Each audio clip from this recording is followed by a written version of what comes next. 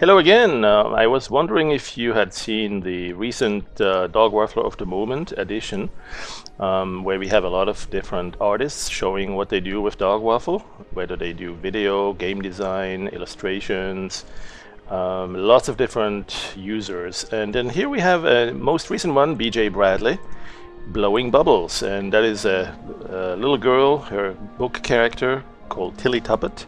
And she's doing a lot of illustrations with Dogwaffle. Here's an example where you may recognize the particle brushes used for the winter branches. Some nice shrubbery very quickly painted there. There's one that caught my eye too, and that's the one here where she's blowing bubbles. And I thought that would be a good opportunity to revise some of the brushes that were added. In fact, they were added in version 5, which as of this month of October 2012, we are offering at a very low price for just $5. It's a special promotion. If you go to the website and you look for special promos, you'll see something like this. And it's already been reduced to $35 from earlier prices when it initially came out a couple of years ago.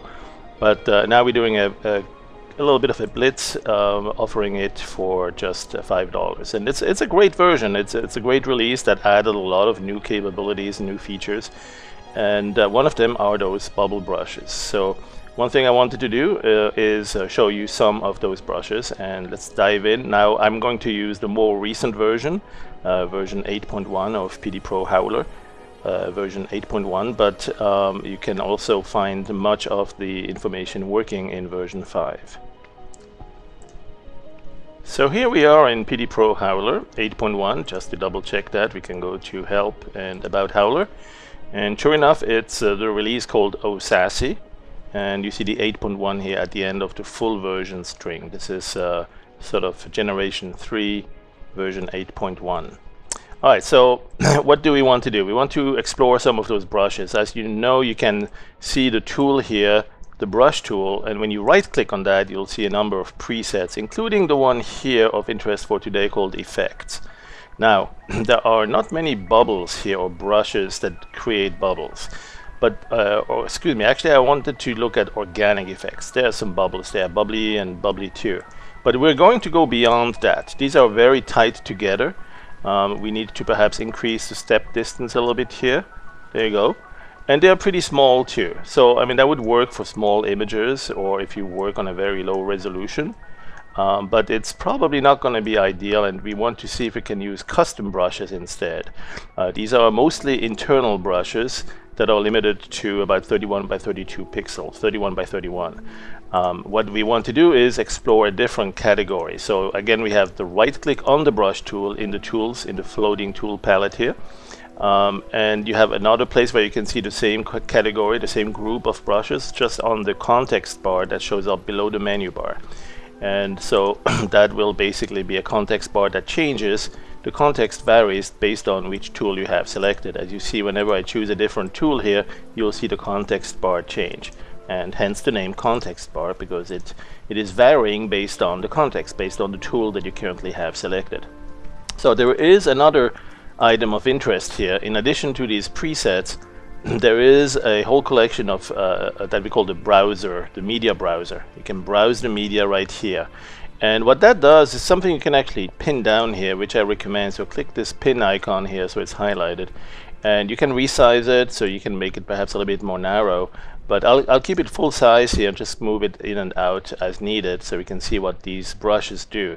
Obviously there's a lot of brushes in different categories, and you can create new folders that opens up new categories, and you can save a media, you can save a brush that you have created, that you modified, such as for instance a custom brush. If you pick this up here and you paint with that, and you can preview it as it attaches to the brush.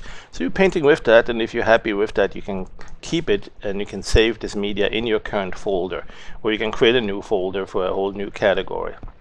Well, here's a folder. There's a couple of folders here with some brushes contributed by different users of Dogwaffle, and there are some organic brushes here that are particularly interesting. Let's go check those out. So let's see, we have, for instance, I'm gonna make sure that we can see them all. Okay, so here's a few, like bucket. Okay, it's kind of a bucket of flowers. And then there's some others here. Let's go erase and see what else we can do here. Let's keep this at 100% full size. And okay, so there's some leafy and other type of leaves. Okay, and then we have a few more, and then we're probably going to find those party numbers, smokies. Those are great for smoke trails, you know, like if you have a little choo-choo train, you have the stack of the choo-choo train come out here, and then you want the smoke coming out there, right? Every 2 seconds it does it, right? So can you imagine where the train is? I'm not going to draw it, but what we can see is other ways to use this. Let's go and switch the black and white erase color. So we have stars also, we have starry presets, and we have a few new of the bubbles, and those are the ones really we want to focus on today. At the bottom here we have the yellow brick road, and that one of course is white by default, but if we change the color it might take on a yellow appearance.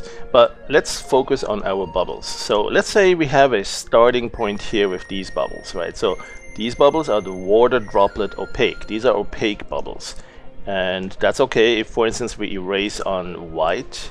Let's go and right click here and say, oops, that was the wrong button here. Let's go right click on the X and select erase to white.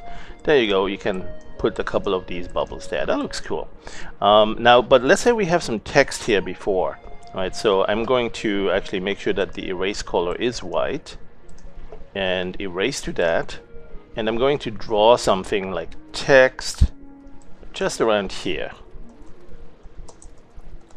And I'm going to make this really big lettering, so I'm going to open that up and click on the font tool and say we need that to be like 48 or even more. Let's see what that, yeah, okay, it's big enough for starters. And I'm going to stamp this down and go back to my brushes and so I can brush. And as you see, because it's showing the preview of this brush, it's actually indicating that this is a custom brush. This is big enough that it wouldn't show if it were an internal brush, but a custom brush will show if you click on preview here. That means you can also store it. Store the under the brush menu here, you can store this, there it is, and manage it as a brush. And you can see where the transparency mask is around it, and you can do all sorts of changes to that, including rotating it, scaling it down, changing the hue saturation value. Now this is a grayscale image, so that's not going to do a whole lot to that image, but you could change the saturation or the contrast. Again, that's going to be limited in scope, but this one has some effect, and that one I guess is the value, essentially the brightness, and so you can change those because there are custom brushes, and when you click them down here and down here, you also see different sizes, and that's because we have, if you look at the settings here for the brush, let's pin that one down too so it stays. You have custom brush enabled here. The custom brush transforms, allow custom brush transform is checked, right? If you didn't check it, what would happen is that the brushes would always be the same size. You see, as I'm clicking here, they're all the same size. They may still have random position because it takes almost no time to calculate a different position, to give it an offset. But it takes a lot of time on slow computers to calculate a new size. And so custom brushes, we don't by default allow custom transform. You'll want to enable that. Now if you store it in your presets here, in your favorites, then the media browser will give you that again, so it will remember that. Right, so with that you have random size. Where do you control that? Well, on the main panel right here where it says random size, right? So the random size can be set here, but for custom brushes it has to be enabled altogether. Not just the size, by the way, there's also rotation. The image can be rotating randomly. Again, it only will do that if you enable custom brush transforms to begin with. And then you can say how much size, random size changes you want. So if you want only a little bit, you can say, okay, give it like this, and then so they are all almost the same size, right? And then if you look here, also you have the size parameter. That one also multiplies. So if you want the full default size, it's something like this, right? And if you don't want any random size, then they're all the same size like this. If you don't want any random position, you could bring that one down to 0, and then now they would be totally in line with where exactly you're painting. Now all of these are opaque. That means you're not seeing the text behind it anymore once you paint. and it would be really nice if we could actually keep them transparent. So I'm going to go back to a different brush preset, and so this one here was the opaque preset, and essentially the text disappears behind it, right? So I'm going to go try the next one. This one here is the water droplet, not opaque but translucent. Water droplet, translucent. So that one may have a better chance, and sure enough it is translucent. If I'm zooming in here, you can see the text doesn't disappear. It still has a lot of changes in the size. So if I set the size here, I don't know why it defaulted to 25. I'm going to keep it big. It still is translucent, and of course we might want to increase how much translucency it has. And we might want to learn perhaps in a different tutorial how to make our own bubbles, our own droplets that are translucent. But there are so many other things. There is a couple of presets here that are transparent 1 and transparent 2 that are even more transparent. So you can barely see them. You might see them better perhaps on a colored background that's not white.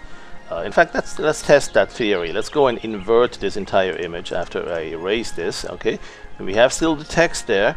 Let's go blur it a little bit so we don't have a crisp, but perhaps a little bit of a blurry, simple blur edge. There you go. And it's subtle, you know, you can only see it very little there. There's a little bit of a subtle blur along the edges of the lettering.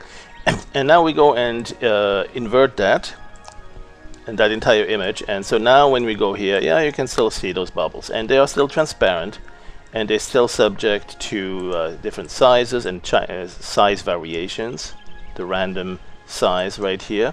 Right, so all that is possible there too. Now there's one more, which is the water droplet transparent too, and that one does even more. So if you look at that, what can we do here? Let's go and bring the text back.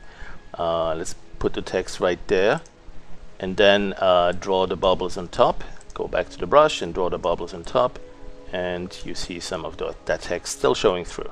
Right, now that's nice. It would be nice though if we could go beyond and actually have some sort of a geometric distortion happening on the brushes. Now we don't do that yet at this stage, but we can simulate that, or we can sometimes, if there are not too many bubbles, come close to that. So one thing that we could do is, let's say we have a grid pattern here to start from. Let's go render, oh, I don't know, something like checkerboard, or let's see what other renderings we have here. Stylized, artistic, weave pattern. Let's do that one. Right. Now that one has too much noise already. Let's go to something really clean cut, where we will immediately notice if there's any distortions.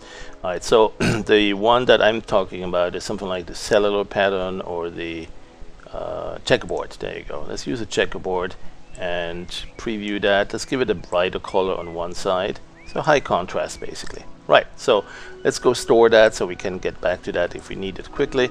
And so now if we draw a brush or two, you see the bubbles there, right? But the lines just go through straight. Let's go undo the preview here. The lines go through straight as if there is no distortion, no refraction, no changes to the light path. And if we wanted to add a little bit more realism, what we could do is perhaps select this thing here and then add, do a little bit of a transform in it. So right now this would be a manual thing. Perhaps in the future we'll have other ways, but right now how would we do that? If we wanted, for instance, this one here to stand out right there, and basically have some sort of a distortion, because you know we have those filters like the photographic filters, fisheye, and there's a couple of others. I think Transform has a similar one, and there's a few that do some really interesting transforms. So let's look at the fisheye, for instance, and what you can see is that it goes very fast because it's multi-threaded now, and that wasn't the case in version 5 or 6, but since version 8 we do, maybe version 7 already, some of these filters gradually turned into multi-threaded editions, and you can see how it deforms it, but it deforms the entire set, and it sure would be nice if we could limit it to just one area. So we're looking at that. You know, I don't know if we'll really have that anytime soon, but it's some ideas that we're kicking around because it would be awfully nice.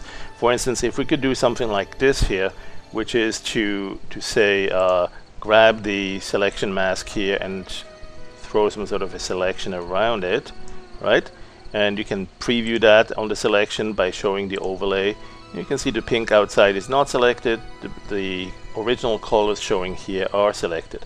Now if the filter is recognizing the mask and using it, it will do the transform only in that area. And so we can do a little bit of a distortion with that. Now it's not perfect because it's not centered to that bubble. It's centered to the original center of the image, because that filter works on the entire image.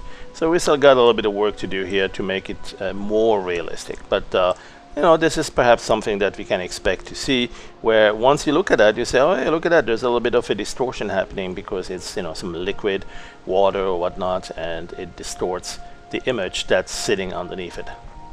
So I just wanted to give you some ideas of some of the things to explore.